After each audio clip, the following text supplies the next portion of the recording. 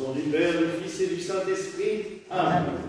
Mes chers frères et sœurs, nous célébrons aujourd'hui Sainte Yves Hélorie de Kermartin, plus connue sous le nom de Saint Yves de Tréguier, ou Saint Yves des Bretons, c'est encore plus simple.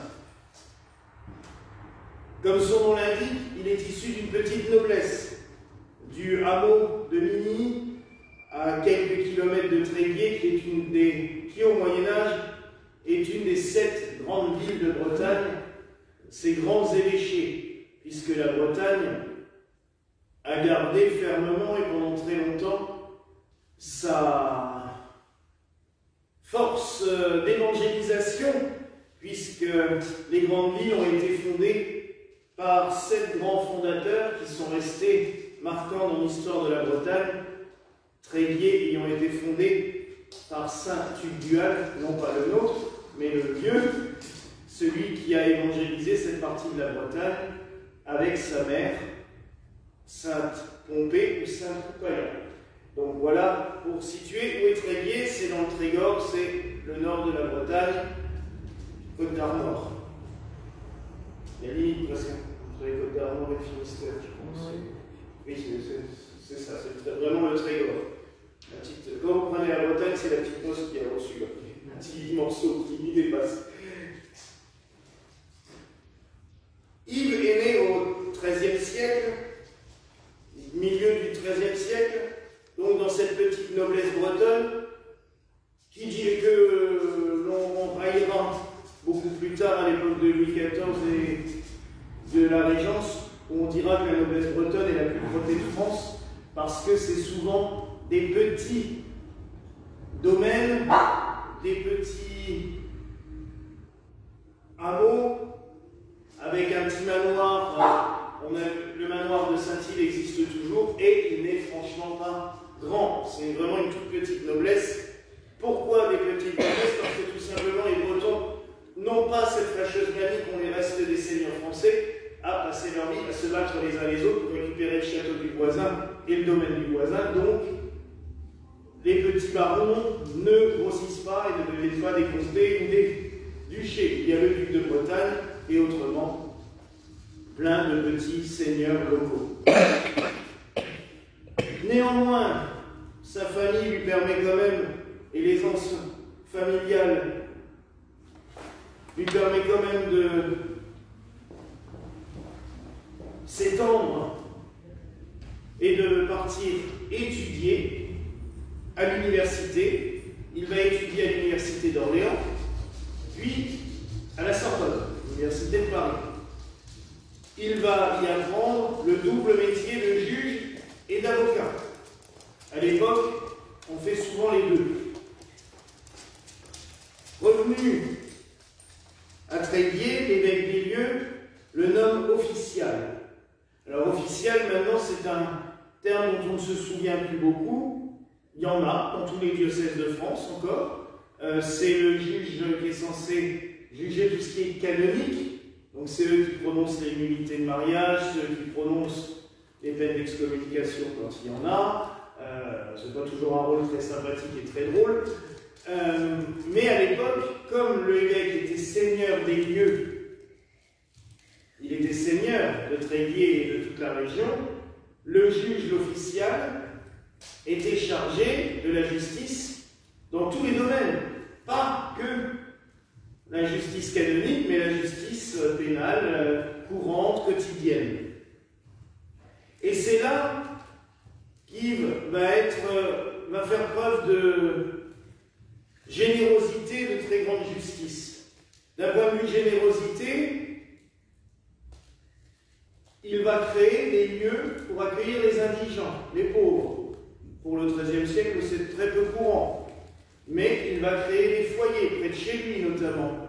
Il accueille aussi régulièrement dans son manoir des pauvres à manger, lors de ses repas. Comme il est tout seul, il vit seul. Sa vie d'ailleurs va être assez simple pour que l'évêque lui dise « Bon, en plus d'être officiel, je vais quand même vous ordonner prêtre. » Donc il l'a ordonné prêtre. Et dans les 3 ou 4 paroisses autour de Tréguier qu'il va gérer en même temps que son métier de juge, il va faire preuve à chaque fois d'une générosité énorme, d'une générosité exceptionnelle. un cas particulier a retenu mon attention dans les légendes, et c'est d'ailleurs pour cela que l'on voit souvent Saint-Yves représenté entre un pauvre et un riche. Il y a deux petits bonhommes de chaque côté de lui, un en habit riche et l'autre en habit pauvre. C'est qu'un jour, à Tréguier, un aubergiste n'a rien trouvé de mieux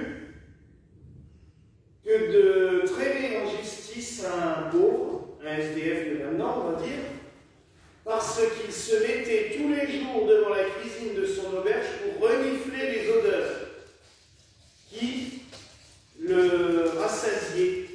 Il disait que de sentir les bonnes odeurs qui émanaient de la cuisine lui permettait de calmer sa faim et d'apaiser son estomac. L'aubergiste a voulu le faire condamner en justice pour lui faire payer l'odeur de sa cuisine. Saint-Yves a écouté donc la plaidoirie de cet aubergiste, puis il a pris sa bourse. Il l'a ouverte, il a sorti des pièces et il les a jetées avec fracas sur la table. L'aubergiste a cru que Yves faisait preuve encore une fois de générosité en payant pour le pauvre, et il s'est penché pour attraper les pièces. Et Saint-Yves lui a dit « Le son paye l'odeur.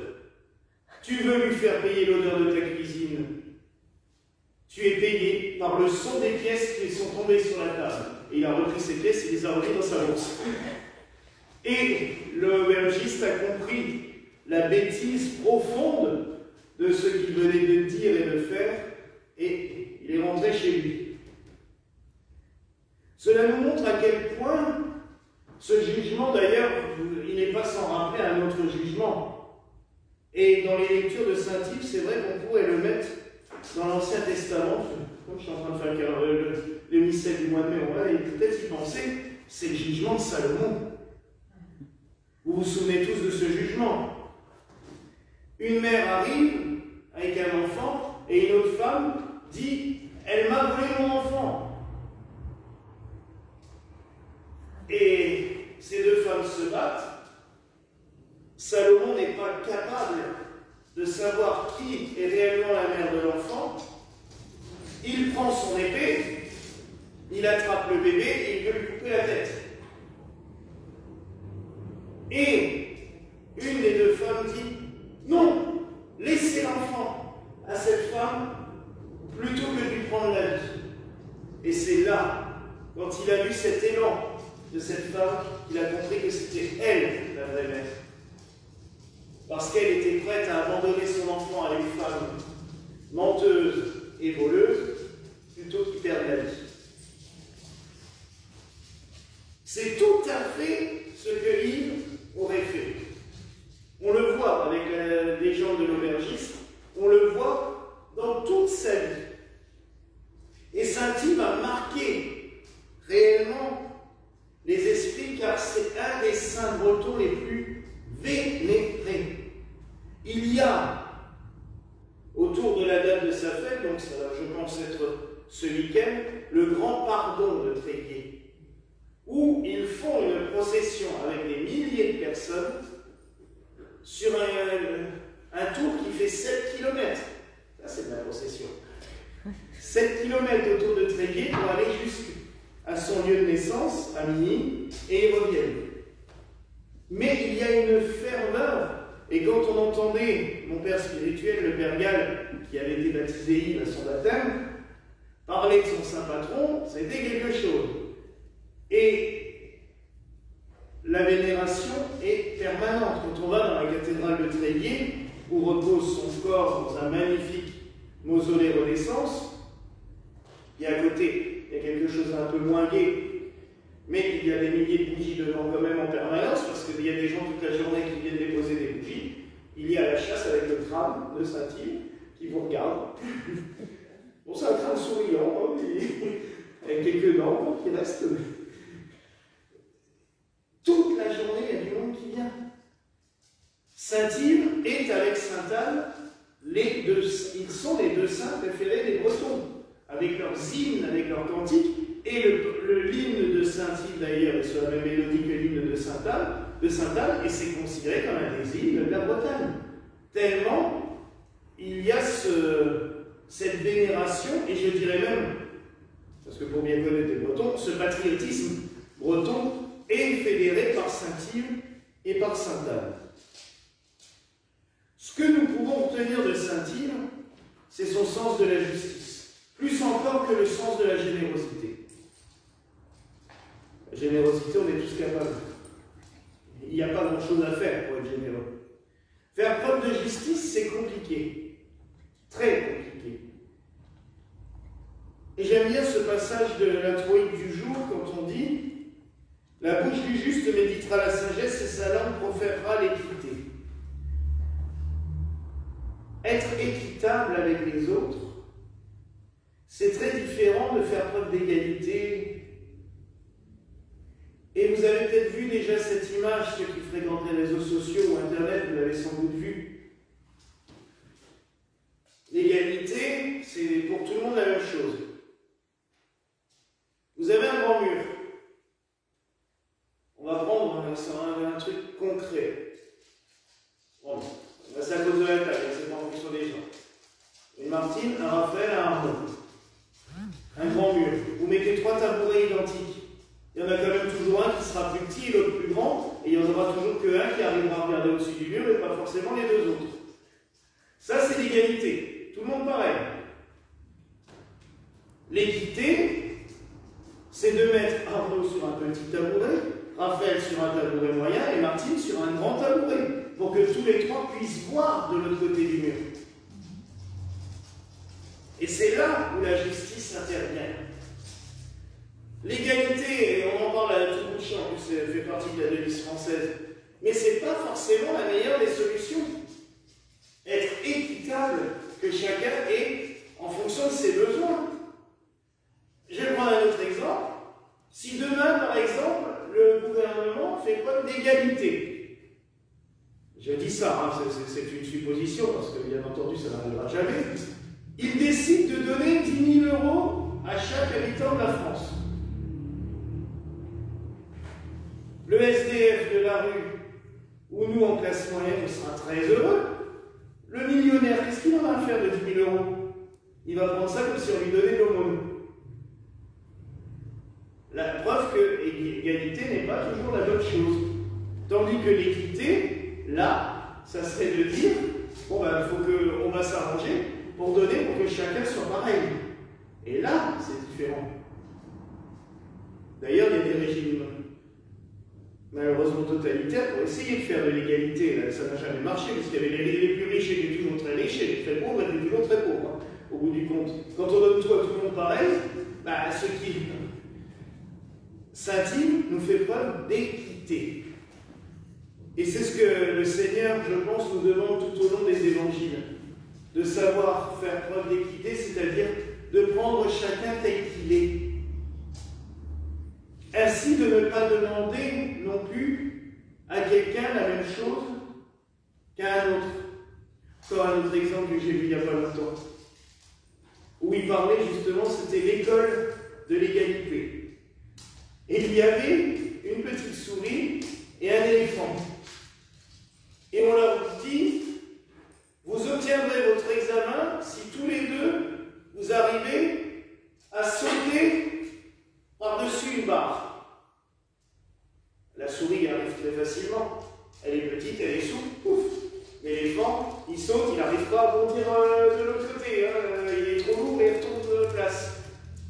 Ben oui. Tandis que si on avait dit à la souris de faire une épreuve particulière en fonction de sa taille et de sa condition, et à l'éléphant de faire une épreuve en fonction de sa taille et de sa condition, là, chacun avait la chance de réussir. Donc la justice, c'est cela. C'est de donner à chacun en fonction de tel qu'il est, comment il est, ce qu'il peut faire, ce qu'il ne peut pas faire. On demande à Antoine de grimper à la main sur le clocher, il pourra le faire maintenant. Moi, je vous attendrai encore pendant 6 mois, je serai encore content. Ben voilà, on n'est pas tous capables de la même chose. On n'est pas tous capables de faire les mêmes choses. Vous voyez, elle veut vraiment prendre ma place en ce moment. Elle est peut-être capable de faire des droits. Donc, on est. Et Saint Yves, je pense qu'il nous apprend vraiment cela, et c'est ce que le Seigneur nous demande d'ailleurs, de pouvoir faire les choses pour les autres en fonction de ce qu'ils sont capables de faire et de ce qu'ils peuvent faire. Donner à l'autre en fonction de ses besoins, et pas le jeter comme ça par-dessus la tête. Il faut prendre chaque cas au cas par cas. Et ça fait partie des deux miséricordes. On parle souvent de la miséricorde aussi. Étudier chaque cas. Toi, tu viens, qu'est-ce qui t'arrive? D'où tu viens? Comment tu es? Qu'est-ce que tu as besoin? On n'aura pas tous les mêmes besoins, pas tous les mêmes envies non plus.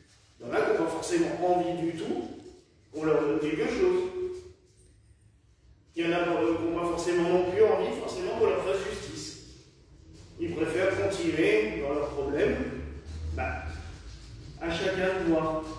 Et aux prêtres, aux évêques, aux religieux, de voir aussi, quand les gens viennent à l'église, les besoins de chacun et de s'adapter. La liturgie, elle est continuellement pareil, mais après, au cas par cas, prendre le temps d'expliquer. Certains ne comprendront pas forcément aussi vite que d'autres, donc quand les questions viennent, il faut y répondre. Donc c'est vraiment tout un travail, la justice. Et c'est vraiment ce que Saint Yves nous apprend. À être juste, à être équitable, à savoir reconnaître chaque cas particulier avec ses spécificités. Donc mes frères et sœurs, prions tout particulièrement Saint Yves aujourd'hui pour que la justice de Dieu règne sur toute la terre. C'est la meilleure. C'est la seule qui est vraiment en laquelle on peut avoir une confiance absolue, j'en suis convaincu. Mais aussi pour que nous, il nous donne l'esprit de sagesse pour pouvoir être juste. Nous allons célébrer la Pentecôte dans 9 jours. Qu'il nous donne cet esprit de sagesse pour pouvoir être juste, pour pouvoir apprendre à être tous les jours plus juste et plus équitable. Voilà la grâce que je nous souhaite en ce jour au nom du Père, du Fils.